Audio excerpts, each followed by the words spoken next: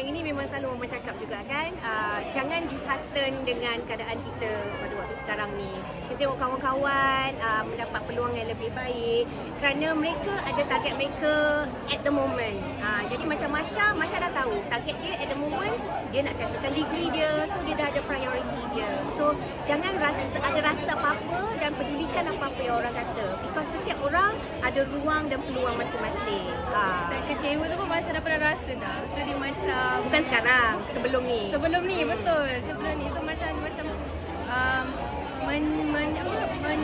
menyediakan, meredikan Masya untuk apa yang jadi Dah sekarang. prepare dah. Dia dah kuat lah, Masya dah kuat. Macam Masya tu, Masya tahu kan macam memang Mama daripada dulu bakat is everything Yes. for Mama kan. So awak tahu dunia sini ni kadang-kadang nak kata kejam tak tahulah, tapi kadang-kadang dia macam not fair kan. So awak nampak lah benda tu kan. Nampak. Tapi Masya teruskan terus. dan percaya dengan Mama lah Ya, kan. percaya sebab dah ada ni.